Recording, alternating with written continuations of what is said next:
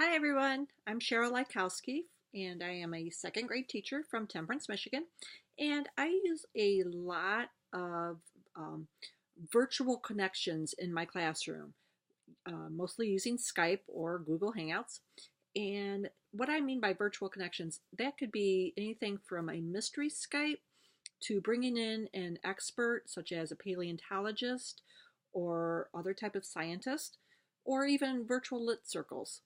And so over the years, I've developed kind of a um, rules, so be it, to name, that I try to teach my students and have them follow. And they're rules kind of like an etiquette or a netiquette of sorts. And so I thought I wanted to kind of talk to you for a couple minutes and share with you some of the rules that I've developed. And maybe that will get you kind of thinking about that as you're bringing in virtual connections into your classroom. And you can take these rules and kind of adapt them to your needs in your classroom. So this is what I've come up with. First of all, when I'm doing a virtual connection of any sort, I try to make the purpose meaningful, meaning that there is a purpose for that connection, whether it is a virtual lit circle where students are getting together with other students in other parts of the world to talk about a book that they're reading together, or whether they're doing a mystery Skype and trying to figure out where the other classroom is, or even when we're Skyping a paleontologist. I try to develop a background and have that purpose meaningful for that particular virtual connection.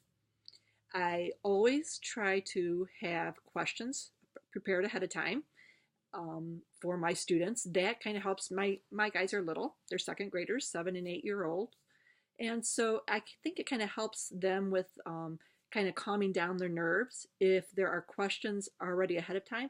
And once they kind of get connected and get started on those questions, then they kind of get into that ease of that, and it becomes more of a natural conversation then for them. But having those questions prepared ahead of time kind of gives us a guideline to follow and gives us that those steps to kind of keep us on track, especially if we're on a time crunch. But again, like I said, it also really helps calm the nerves of the kids so that they don't have to come up with a question off the top of their head, that they have some kind of springboard to start from. The other thing that I try to kind of keep in mind when I'm doing a virtual connection is I try to develop classroom roles prior to the call. And this kind of gives everybody a meaningful role to take part in that virtual connection, even if they're not on camera at that moment. That way, we have something other than just students sitting there and trying to soak up information as they are just sitting there on a carpet or in a chair and just having somebody talk to them. This is where they have meaningful roles that play a purpose in that particular Skype call. Um, that could be the person, not only the person who's just asking the questions that are on camera. We could have students, I have students that I assign as the photographer, the official photographer. So they're taking pictures of the students working, they're taking pictures of the students connecting to the person on Skype. So I have documentation of our connection so that we can look back at that and have fond memories about that. I always have note takers. So if I am doing a mystery Skype and we have a big set of questions that we're asking to kind of narrow down our classroom, then I have somebody writing down the yes and no, but then I also have other people in the classroom who are taking notes of things that they thought were meaningful or things that they picked up on. And those notes don't always have to be in words. I do a lot of sketchnoting in my classroom, so those notes can also be in the form of diagrams or pictures. Anything that helps that way. If you even have a student who is not able to write complete sentences for whatever reason, then that gives them the option of using pictures to get their thoughts and their feelings across so that they are participating in that. Sometimes we have people, especially if it's a Skype call, mystery Skype call, we have people working on the maps or the Google Earth. So I always develop roles, and those roles change depending on what the purpose of that Skype connection is. So, and the other one important thing is that when we're starting a call, we always introduce ourselves at the beginning of the call. So if it's a mystery Skype, one of my students who might be the introducing person, our greeter, might say, welcome to our classroom. We are second graders in Mrs. Lykowski's class. And that becomes an assigned role that I rotate through.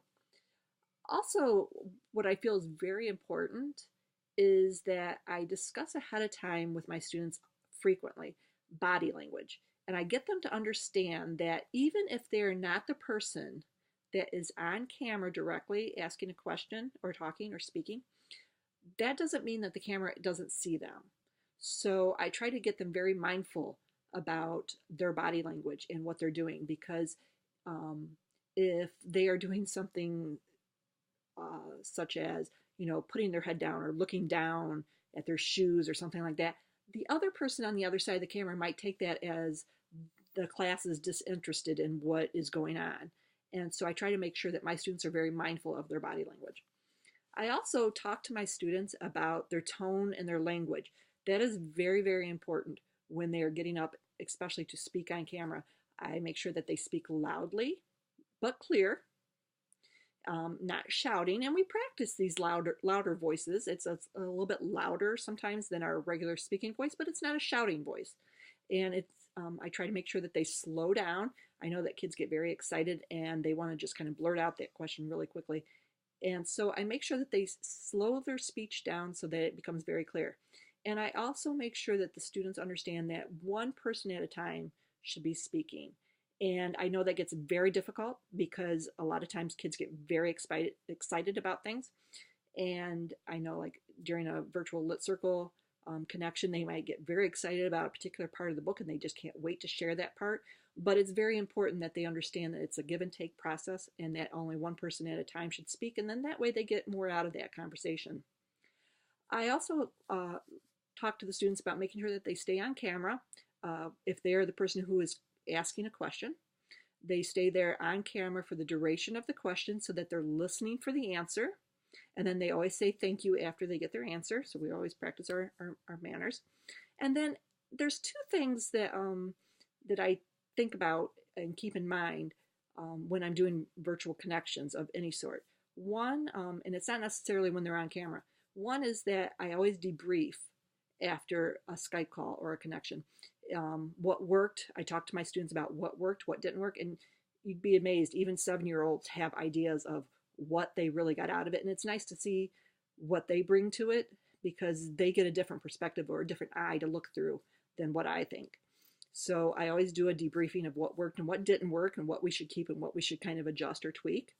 And then one of the other things that I've learned through the years, and I know it's very difficult, and but it has occurred, and I have to say that never be afraid to end a call for whatever reason.